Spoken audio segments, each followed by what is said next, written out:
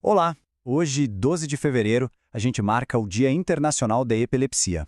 É uma data super importante para a gente poder falar mais abertamente sobre uma condição que, sabe, afeta milhões de pessoas, tanto aqui no Brasil quanto no mundo todo, mas que ainda vive cercada de silêncio e principalmente de muita desinformação. Bom, a ideia hoje é mudar um pouco isso. Então, o nosso objetivo aqui hoje é bem claro. A gente vai usar a informação como a nossa principal ferramenta contra o preconceito. Porque, convenhamos, ainda existem muitos mitos antigos que geram medo e o único jeito de acabar com esse medo é trazendo conhecimento, trazendo fatos. É exatamente isso que a gente vai fazer. E por que essa conversa é tão urgente? Porque o impacto da epilepsia é gigantesco. Não estamos falando de uma condição rara, de jeito nenhum.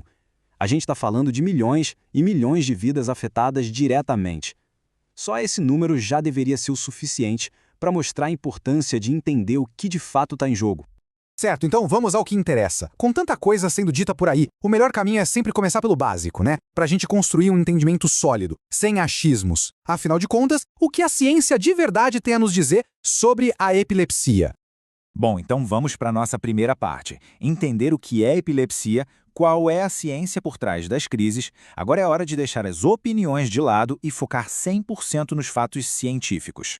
E a resposta, olha, é bem mais simples do que se pode imaginar. Epilepsia é, antes de tudo, uma condição neurológica. Ou seja, tudo acontece no cérebro. Pensa como se fosse uma tempestade elétrica temporária, sabe? Uma descarga de energia que sai do controle por um momento. Não tem nada de místico nisso, é pura biologia. E aqui a gente vê esse contraste de forma bem clara.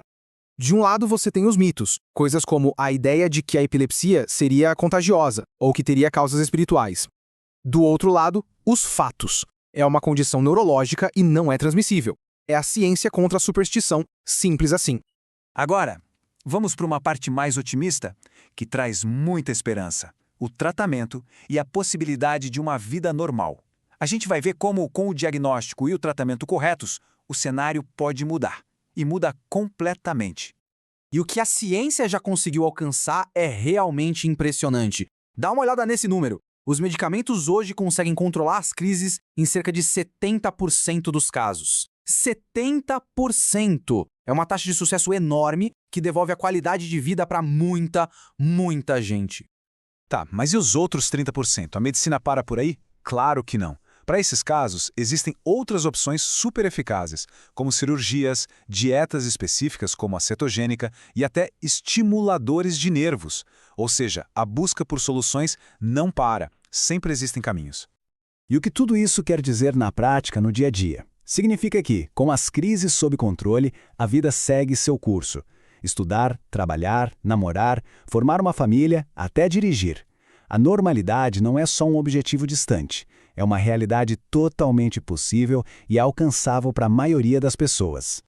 Mas se a medicina avançou tanto, qual é o grande obstáculo que ainda persiste? A resposta para isso, infelizmente, não está no cérebro, mas na sociedade. O grande desafio hoje é o estigma, é o preconceito. Esconda o diagnóstico com medo de ser tratado diferente. Essa frase, ela é muito poderosa, porque resume perfeitamente o peso do preconceito. O medo do julgamento, de como as outras pessoas vão reagir, faz com que muita gente viva com uma ansiedade que vai muito além da própria condição médica. E esse medo não é algo abstrato, não. Ele se transforma em preocupações muito reais. O medo de perder o emprego, de acabar se isolando socialmente ou simplesmente o medo de não ser compreendido. O preconceito acaba construindo barreiras que a própria medicina já está ajudando a derrubar. Bom, e agora a gente chega na parte final, que talvez seja uma das mais importantes porque é totalmente prática. Vamos falar sobre como ajudar durante uma crise. Saber o que fazer não só protege a pessoa que está em crise, como também substitui o nosso próprio medo por uma ação correta e informada. E os passos são muito simples. Primeiro, proteja a pessoa, principalmente a cabeça, e afaste objetos que possam machucar. Segundo, com cuidado, vire a pessoa de lado. Isso ajuda a respiração e evita engasgos. Terceiro, e isso aqui é fundamental, pessoal, nunca, em hipótese alguma, coloque algo na boca dela. E quarto, se a crise passar de 5 minutos, chame a ajuda médica. É simples, é seguro e pode fazer toda a diferença. E tudo isso nos leva a uma conclusão que é muito forte. A epilepsia tem tratamento. E o preconceito também tem. O tratamento do preconceito é informação de qualidade, é conversa aberta, é empatia. O conhecimento que a gente compartilha hoje é parte desse tratamento social. Então a nossa análise termina com a reflexão para todo mundo. O conhecimento está aí, ele existe. A grande questão que fica é como a gente pode fazer com que a informação correta se espalhe mais rápido que o medo. Como cada um de nós pode ser um agente no combate ao preconceito. A resposta, no fim das contas, começa com cada um.